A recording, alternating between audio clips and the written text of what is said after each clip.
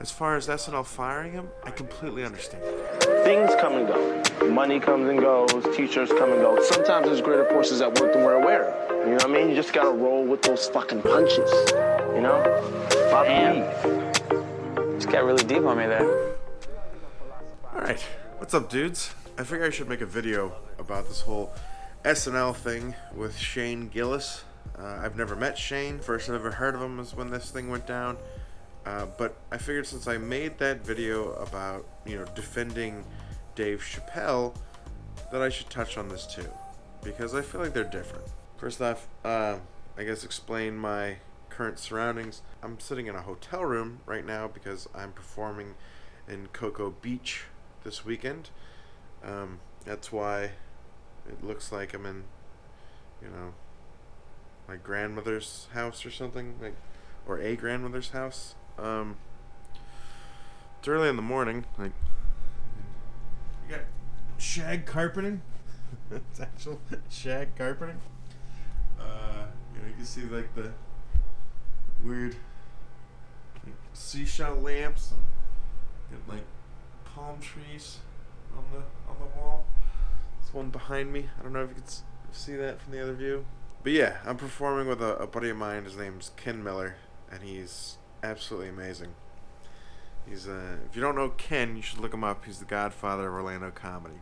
At any rate, back to this whole Shane Gillis thing. Honestly, I feel like if you're gonna touch on a taboo, it had better be funny. It had better be clever. The golden rule in comedy is you can say whatever the hell you want as long as it's funny.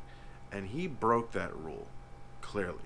I listened to the tape of what he said, and it was real hard to listen to, honestly. It was hard just to get through.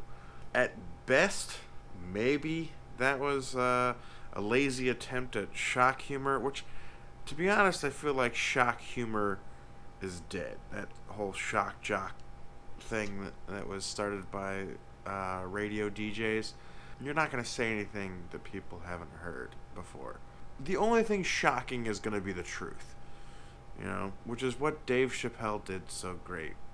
Bill Burr does something similar. There's always going to be people who find that offensive as well, but, there's always going to be someone who's, upset and got their panties in a wad. It's just the way it goes. I don't know why it is that people watch stand-up comedy and view it like it's a TED Talk. Like everyone's being 100% serious about what they're saying.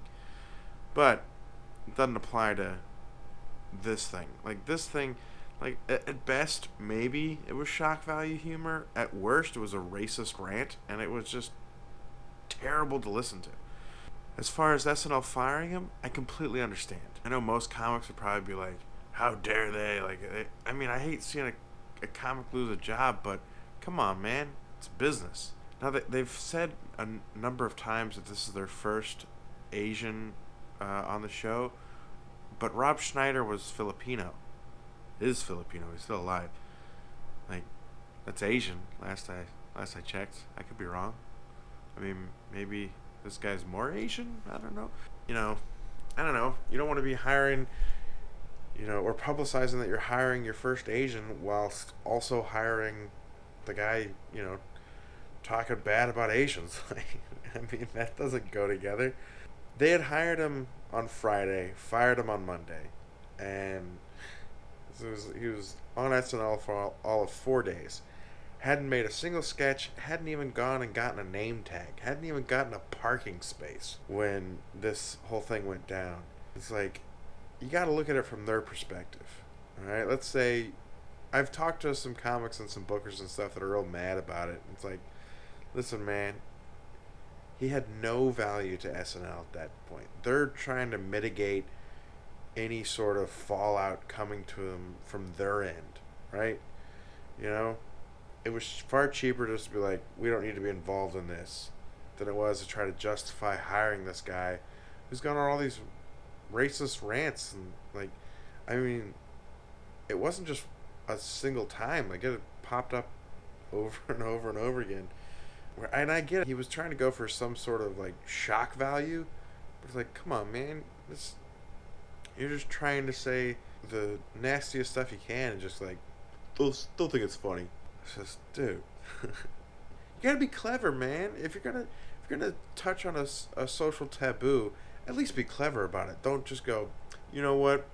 If I say this terrible word, someone's gonna think this is funny. That's lazy. That's just lazy writing. I mean, I touch on some social taboos in my own act. I talk about race, you know, but first off, people laugh at it. The other thing is, well, some people have missed it, but the undertone of what I'm saying is I am definitely saying that, you know, racism is not okay. And it's not. Well, first off, I feel like racism is nothing more than ignorance. I think it was Nietzsche that said traveling is fatal to racism. And I think it's 100% true. Most of the people I've seen that are just knocked down, drag out racists haven't left their small town. You know, they haven't hung out with anyone that's different than them. It's just dumb. I mean, not the fact that they haven't left their small town. It's probably a financial reason. I'm saying, you get what I'm saying. Whatever. When it comes down to it, it's a business decision. This is the entertainment industry. It's a business. You can't bring a guy on SNL and have him immediately make all of the Asian people in the country go, don't want to watch that show. They're fine with that guy. When clearly they're trying to, you know, bring some diversity onto the show by saying, here's our first Asian dude, even though it's not your first Asian dude. Rob Schneider's got to be somewhere like, hey, what about me? Like, does he just not look Asian enough for you, Lorne Michaels? Like, what's going on, buddy? Forgot about him? I mean, wasn't something else you could talk about on your podcast? I can't imagine what it must have been like to go through that, though. Like, the highs and the lows. Like, you're traveling the road to, like, booked SNL. Probably gonna make, like, 5-10 grand a week. To, nope. Like, he probably went out that night. He was partying, like, yeah, life's gonna be great. Oh, man. And then Monday, he made that post like, you know what? I was a Mad TV guy anyway. Like, Mad TV ain't on the air anymore. They're not even a magazine anymore. Time for you to get a different horse. Like, Mad TV's not helping you out at all. Ooh. That. Yay! Wah. Like, ooh, man. Whew. Somebody had a case of the Mondays.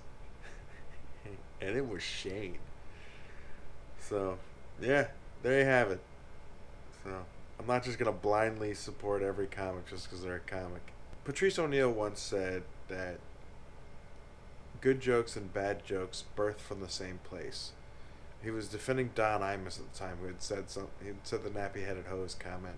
I get it, man. I get it. You gotta defend the ability to go out there and try to take something off the cuff and possibly bomb with it. Especially if you're gonna do taboo subjects. I don't know. You can't just go out and just say racial slurs and expect that to be your punchline. You gotta be clever about it. I guess in short, Shane, if you see this, do better, man. Clearly, you've got some talent if SNL wanted you, but just randomly calling people racial slurs isn't that talent. Whatever. I'm certain you'll figure it out. We'll say you probably have the record for the shortest-lived SNL career. You got one Saturday. Didn't even go live.